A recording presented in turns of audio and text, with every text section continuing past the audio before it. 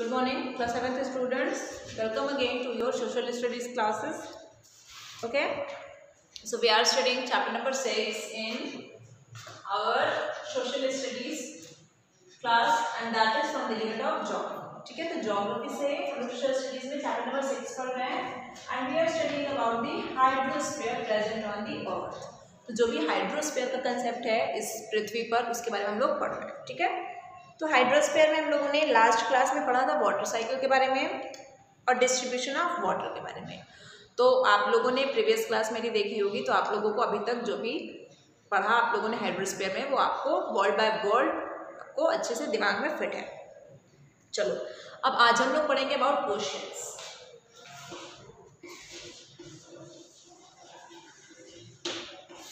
अब ओशियंस क्या होता है भाई? महासागर, वो जगह जहाँ पे पानी बहुत ही ज़्यादा मात्रा में है, और वहाँ पे जो पानी है वो कौन से फॉर्म में है?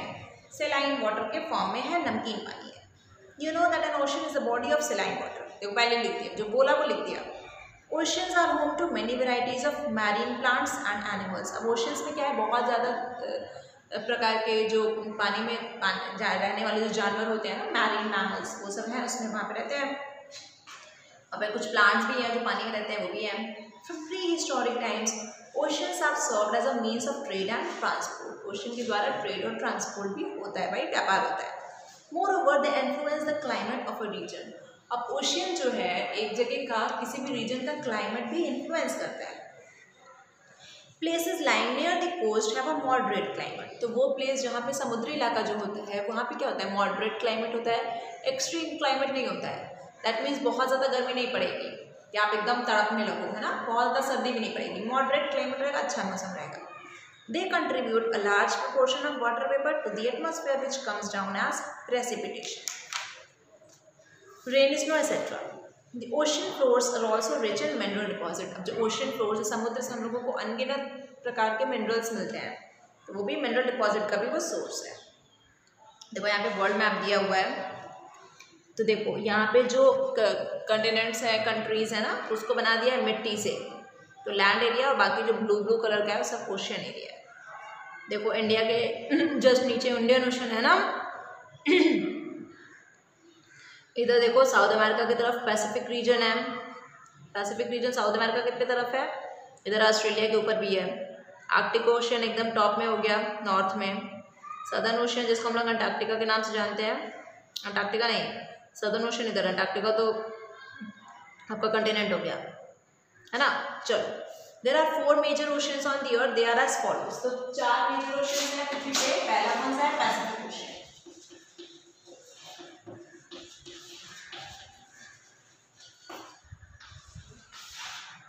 देखो पैसिफिक ओशन कैसे होगा? The Pacific ocean is the largest ocean. Very important, underline this topic.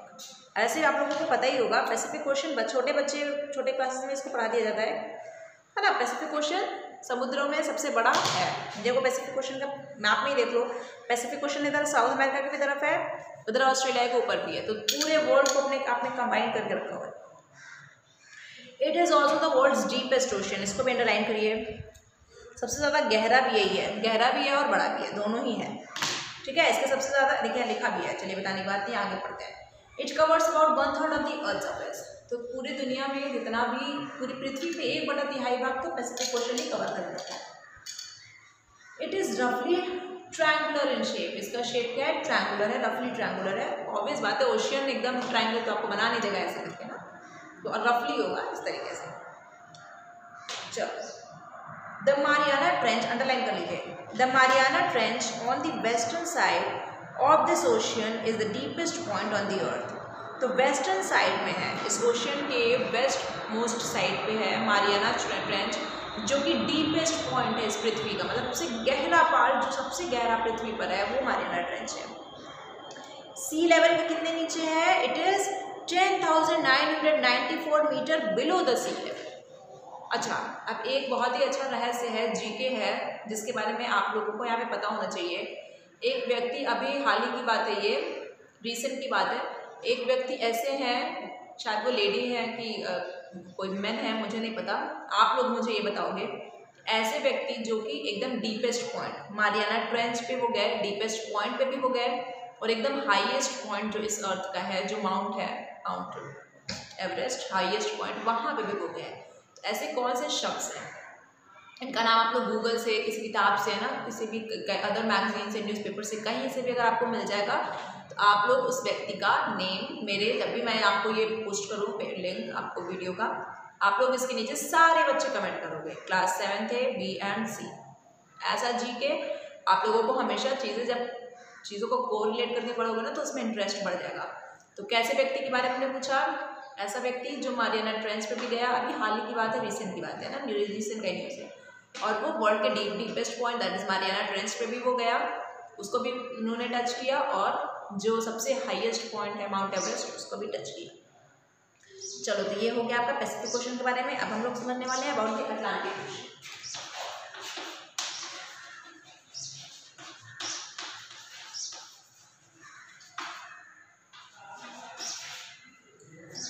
चलो, the Atlantic ocean is about half the size of the Pacific Ocean. Pacific ocean के जितनी भी साइज है उसका आधा भाग ही अटलांटिक ओशन का है, and covers about 1/6 of the earth surface. तो 1/3 भाग अगर पैसिफिक ओशन कर रहा है तो 1/6 भाग अटलांटिक ओशन कवर करता है पृथ्वी का।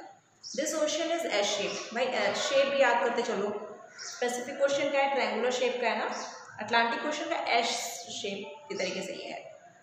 It's approximate area is this much square kilometres. इसको अंडरलाइन कर लीजिए, हमें बताइएगा कि ये क्या लिखा है यहाँ पे।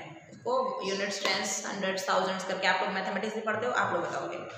It has many marginal seas, यहाँ पे बहुत सारे मार्जिनल सीज हैं, specially in the northern part. It is also many islands, बहुत सारे हैं, although far fewer than the Pacific Ocean. Pacific Ocean में तो बहुत ज़्यादा आइलैंड्स होंगे, वो ज़मीन जो समुद्र के बीच में पाई जाएगी, क्योंकि ऑब्वियस बहुत बड़ा जगह है तो वहाँ पर ज़्यादा आइलैंड्स होंगे। चलो, अब आ जाओ इंडियन ओशन पे थोड़ा और।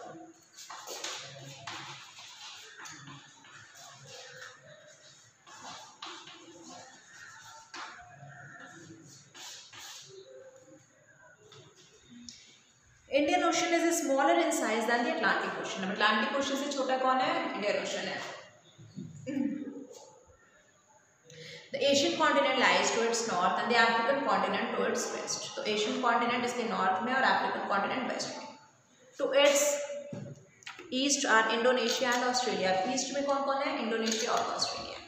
Ocean facilitates trade and transport between the countries lying in the western and southern hemisphere. The deepest point in this ocean is the Sunda Trench, which is अब देखो सुंदा ट्रेंच जो है इसमें deepest point है इस ocean का, और वो कितना डीप है, 7,725 मीटर डीप। अब आ जाओगे आर्कटिक ओशन।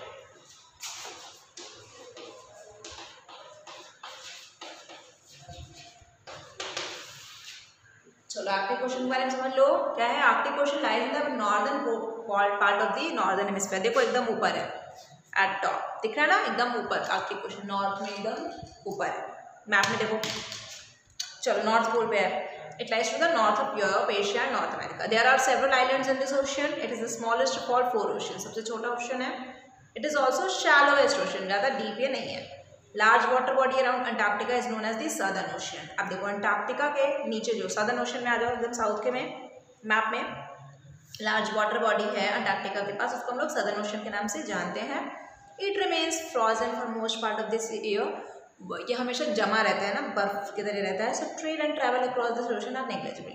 इसीलिए यहाँ से ट्रेड और ट्रैवल नहीं हो पाता है, कुछ नहीं, यहाँ से कोई चीज़ आ जा नहीं पाती है, एक्सपोर्ट इम्पोर्ट नहीं हो पाती है। It is located in the remote part of the southern hemisphere. तो सदर्न हेमिस्फीयर के रिमोट पार्ट में ये लोकेटेड है, अराउंड द साउथ पोल।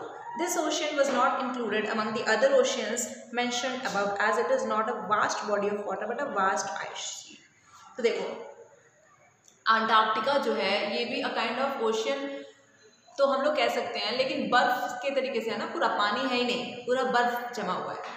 क्योंकि पोल्स पे क्या होता है, covered with snow.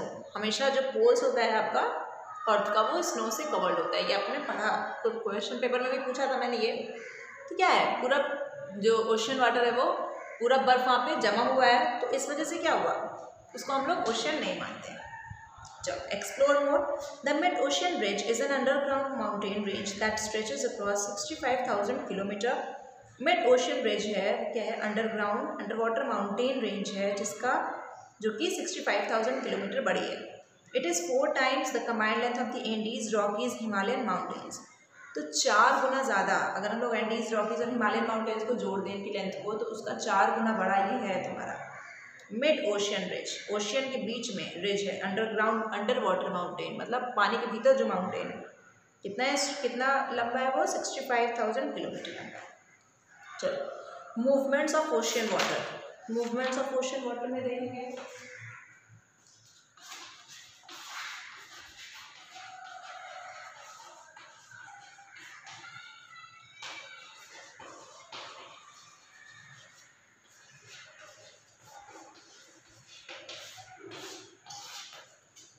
Movement of ocean water में देखो क्या है। Have you been to a sea shore, have you seen that the ocean is never at rest, the ocean water is constantly moving. क्या कभी समुद्र गए हो तुम सब? क्या तुमने कभी ये देखा है कि कभी भी समुद्र का पानी ठहरता नहीं है, वो हमेशा चलता रहेगा, भारी भारी उसमें वेव्स, लहरें आती हैं ना, ठीक है। The ocean water is constantly moving both horizontally and vertically, दोनों डायरेक्शन में, हॉरिजॉन्टली भी और वर्टिकली भी। The causes of these movements could be the difference in the density of ocean water. अब जो मूवमेंट्स के बीच में जो अलग अलग तरीके हो ना, कोई वेव्स बहुत तेज जा रही है, कोई थोड़ी सी धीमे जा रही है ना, तो ये जो मूवमेंट्स के बीच में जो डिफरेंस है, ये डेंसिटी ऑफ ओशन वाटर पर निर्भर करता है, टेम्परेचर पर निर्भर करता है, और उसमें जो सॉल्ट कंटेंट है, इस पर सॉल्ट कंटेंट है उस पर निर्भर करता है।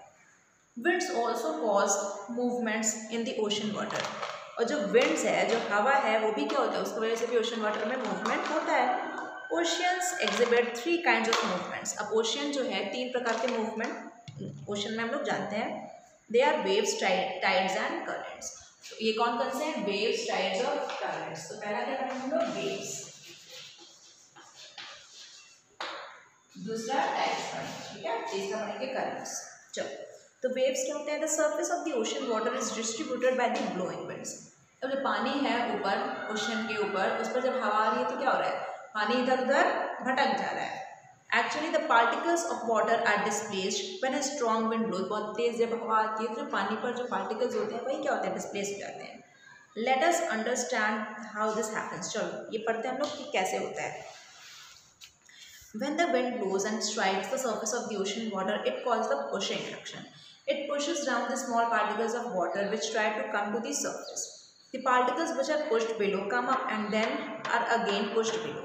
This upward and downward movement of the water particles appears as waves. Waves travel in the direction of the wind. तो क्या होता है? देखिए, जब भी तेज़ हवा आती है तो जो भी पार्टिकल्स होता है पानी के सरफेस पे, ओशन वाटर के सरफेस पे, उस पर तेज़ हवा होती है। तो जब हवा होती है तो पार्टिकल्स क्या होते हैं? नीचे जाते हैं, फिर नीचे के प्रेशर से वो ऊपर आ रहा है, तो नीचे ऊपर ऊपर नीचे ये जो हो रहा है, इस वजह से हमें ये लग रहा है कि पानी जो है ओशन वाटर वो क्या हो रहा है? ऊपर नीचे हो रहा है, और उसको हम लोग वेव्स के फॉर्म में जानते हैं। और जिस डायरेक्शन में विंड ब्लो करेगी, जिस डायरेक्शन में विंड हवा बहेगी, उसी डायरेक्शन में वेव्स भी आपके उठेंगे, उभरेंगे। It is noteworthy that since the water particles are tightly packed together, it is the disturbance or motion that is transferred and not the particles of water. ठीक है, तो ये disturbance और motion है, particles of water यहाँ पे move नहीं कर रहा। Every wave has 2 parts, crest and trough. तो अब हर wave का 2 पार्ट है। देखो waves है और उसका 2 पार्ट है, कौन कौन सा? crest और trough। ये क्या होता है भाई? क्रेस्ट और ट्रफ क्या होता है? इसको अंडरलाइन कर लीजिए। देखो, अपर पार्ट जो होता है उसको हम लोग क्रेस्ट के नाम से जानते हैं, और जो लोअर पार्ट होता है वो ट्रफ। मतलब जब भी वेव्स ऊंची ऊंची आ रही है उसको हम लोग किसके नाम से जानेंगे? क्रेस्ट। और जब वो नीचे जा रही है उसको हम लोग ट्रफ के नाम से जानते हैं। Shape and size of the waves depend on the speed of wind. अब शेप और साइज जो है इसका वो किस पे डिपेंड करेगा? जितनी तेज हवा बहेगी उसी तरीके से ज़्यादा वो उसका क्रेस्ट हो जाएगा ना। A storm creates strong violent waves over the ocean water. अगर तूफान आता है तो क्या होता है? बहुत ही ज़्यादा तेज तेजी से उफान मचने लगता है समुद्र में। सुनामीज, सुनामीज क्या होता है उसके बारे में समझो।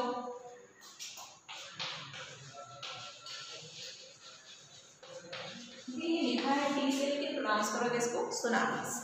Waves are also caused due to volcanic eruptions, earthquakes और even tremors. तो देखो, पृथ्वी पर क्या होता है? वोल्केनिक इरप्शंस होते हैं, ट्रेमर्स होते हैं ना, अर्थक्वेक आता है। तो जब जब वाटर बॉडी में अर्थक्वेक आएगा तो जो पानी है वो भी तो उफान मारेगा, इसी को हम लोग सुनामी के नाम से जानते हैं। Whenever such natural calamities shift large amounts of ocean water, huge waves are generated. तो ऐसे जब तूफान आएगा, जब अर्थक्वेक आएगा वाटर बॉडी के भीतर, तो क्या होगा, सुनामी बनाएगा, भारी भारी वेव्स जो होंगे वो आएंगे। इससे क्या होता है, sometimes these gigantic waves hit the coast causing enormous damage to life and property. अब समुद्री इलाके में जो लोग रहने वाले होंगे वो इतने तेज तेज वेव्स आएंगे कि उससे क्या होगा, उनका घर उजड़ जाएगा ना, उनका जिंदगी बर्बाद हो जाएगी, मर जाएंगे कितने लोग, तहस नहस मच जाएगा। इसी को हम लोग सुनामी से कहते हैं। ठीक है, landslides, under water explosions, testing of nuclear weapons also have the potential to generate a tsunami. तो लैंडस्लाइड जब होता है, जब जमीन फटने लगती है, अंडरग्राउंड जब एक्सप्लोजन होता है, या फिर कोई न्यूक्लियर वेपन का एक्सप्लोजन हो गया, तो वो भी सुनामी क्रिएट कर सकता है। न्यूक्लियर वेपन क्या, तुम अगर एटम बम फिर हाइड्रोजन बम अगर समुद्र में ले जाकर के फेंकोगे तो क्या होगा, उसमें फूटेगा और फिर उस तरीके से वेव्स जनरेट होंगे, तो वो सुनामीज हो गए। Around 25 major tsunamis occurred in the last century alone। देखो पिछले सेंचुरी मतलब 100 साल की अगर हम लोग बात करें तो अकेले पिछले 100 साल में 25 भारी भारी सुनामीज आ चुके हैं। Many of them occurred in Japan. अब जापान में सबसे ज़्यादा सुनामीज आई हैं। और tsunami can not be predicted, tsunami के बारे में हम लोग नहीं पता लगा सकते हैं। जैसे अर्थक्वेक है ना, उसके बारे में हम लोग पता लगा सकते हैं कि हाँ भाई यहाँ पे भूकंप आने वाला है, ठीक है, यहाँ पे ये साइक्लोन आने वाला है, तो पहले ही से हम लोग क्या हो जाते हैं, पहले से हम लोग उसके बारे में सचेत हो जाते हैं। लेकिन सुनामीज के बारे में कोई भी प्रेडिक्शन नहीं लगाया जा सकता है, उसके बारे में ये नहीं पता लगाया जा सकता है कि हाँ सुनामी आने वाली है।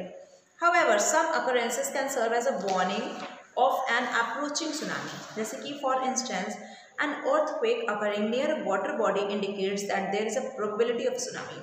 जैसे कि हम लोग ये समझ सकते हैं कि अगर किसी भी वाटर बॉडी के पास में अगर कोई भी ऐसा ओशन है और वहाँ पे अगर अर्थक्वेक आ गया, तो हमें ये लगा कि अरे इस जमीन पे जब अर्थक्वेक आ सकता है तो पानी में भी अर्थक्वेक आएगा तो सुनामी हो जाएगा। तो इस तरीके से हम लोग इंडिकेट कर सकते हैं।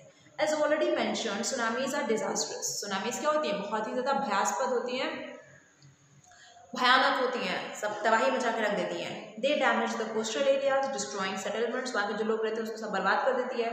Causing heavy loss of life, बहुत लोगों की मृत्यु हो जाती है और उनका प्रॉपर्टी भी सत्यानाश हो जाता है। इन 2004 tsunami occurred in the Indian ocean. 2004 में सुनामी आई थी इंडियन ओशन में तब के जब नज़ारे देखे होते बहुत भयानक सुनामी थी। It was generated by an under water earthquake. पानी के भीतर क्या गया था, अर्थक्वेक, भूकंप आ गया था। Let us go through the case study दिया है of this disasters natural occurrence. अब जो केस स्टडी है अबाउट सुनामी ऑफ 2004 हम लोग नेक्स्ट पार्ट में पढ़ेंगे इस चैप्टर के, ठीक है। तब तक आप लोग जब भी ये वीडियो चेक करना, देखना, तो आप लोग को से जो भी इसमें क्वेश्चंस रेज किए गए हैं उसका आंसर जरूर करें। Okay class, thank you.